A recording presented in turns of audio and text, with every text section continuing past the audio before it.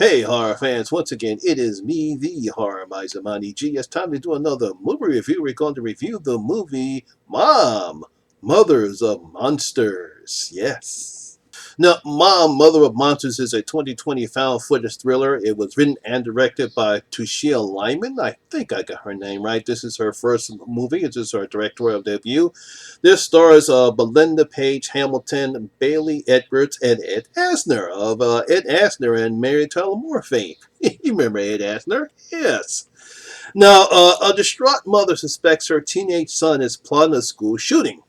But when he slips through the cracks of the system, she is forced to take matters into her own hands. So that's basically what the plot of the movie is about. Now, I want to thank Jennifer of Jen's Reviews of the Grave. She's the one that recommended this movie to me. I actually was about to watch the review, but she was going to spoil it, and I did not want to spoil it, and I'm glad I did because it was a fascinating movie. And here's what I have to say about Mom, Mother of Monsters. Now, as a parent myself and any other parent, worst nightmare is to find out that despite their best efforts, there's something wrong with their child. They're about to do something very deadly. They are psychopaths. There's something disturbing about them. Now, in her directorial debut, filmmaker Tucia Lyman brings us a found footage thriller on what one parent decides to do when she believes her son is about to do something terrible.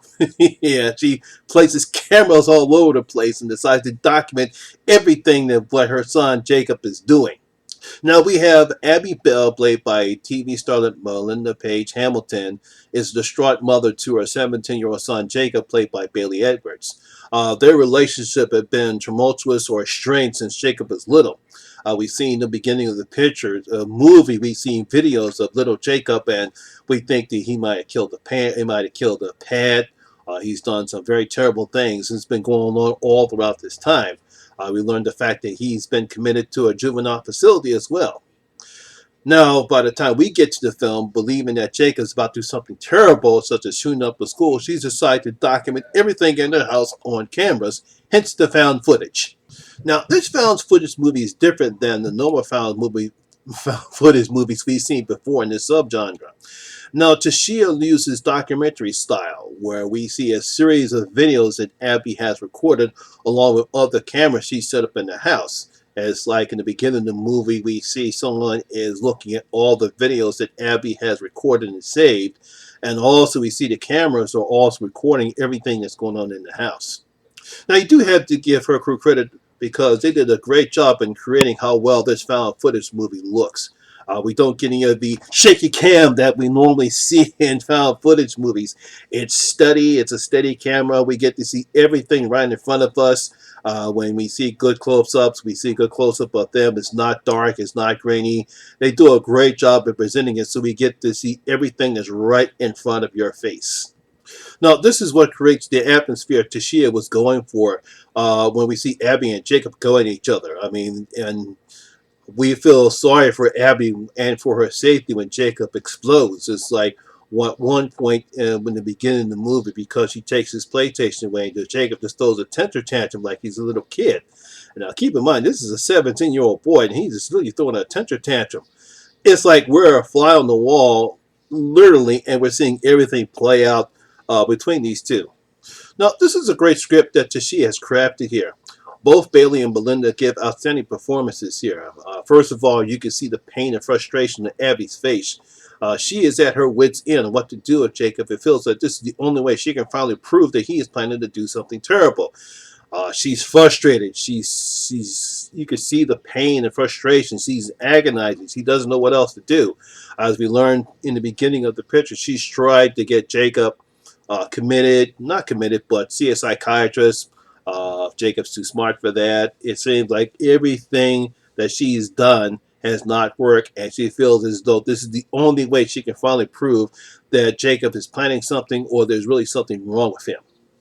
Now, I love the way how Bailey portrays Jacob in the film. Now, he plays Jacob all as a nice, typical teenage boy who Abby calls fake Jacob. And he also plays Jacob as a teenager that obviously has antisocial behavior tendencies that you mostly see in some kids that could be trouble. Now, it could be that Abby is right and Jacob is planning to do something terrible, but it also could all be in her head. We learned that Abby has her own issues regarding her brother Jerry. That's something that also played out through the movie.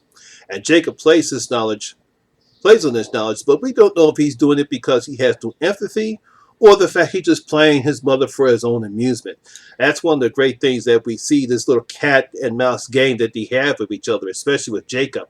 We don't know if he's doing this because he really is crazy or the fact that he's just doing it because he just wants to grab his mother crazy. Now, it was very nice to see famous TV actor Ed Asner make an appearance in the film. Now, just because he is famous and the only famous person in this movie, his cameo doesn't take away any of the tension or the atmosphere in the movie. And to be honest, his doctor's appearance brings home the fact that this all could be in Abby's head. And once again, he brings back up Jerry and the stuff that he did. Now, I won't spoil what that secret is. You have to see the movie, but it's apparently that obviously Abby has her own issues that she has not got help for, or tried to get help, and she's still suffering from that situation that took place with her brother. Now, as the film reaches its conclusion in the third act, we can see the mental deterioration on both parties, but especially on Abby. I wasn't surprised on how the film ended. It was the only way it could make sense logically for those who've seen the film. I'm pretty sure you know what you're talking about, and I'm pretty sure Jen knows what I'm talking about too. You feel sorry for both Abby and Jacob as you wish they could have found a way to resolve both their issues. Now, despite all the torment and pain and the suffering these two have for each other, you could still see in brief moments that they really did love each other. He actually loved his mother and she loved Jacob. No, it's sad that they could never come to any type of conclusion for their issues. But you can still see, like I said, there are moments that you can see that he cares for his mother and she cares for him, and that they do love each other. Now, this is one of the best found footage movies I've seen, and the subject that they cover is almost similar to a movie called We Need to Talk About Kevin, but that's more of the after effect about when a child such as that movie's character has already committed the horrible things. In this movie, she thinks that's what Jacob is going to do, but you can sense that type of movie that's similar to other movies like We Need to Talk About Kevin. And I can't wait to see what Tucia Lyman comes up with next. I think she did a great job, and I think she hit it out the ballpark with her first time out.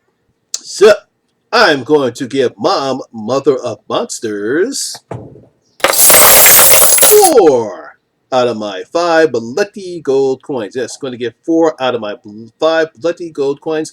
I really did enjoy this one. I think you guys will enjoy it too. It's available on Amazon Prime for free. So if you want to watch this moment, go to Amazon Prime and see it.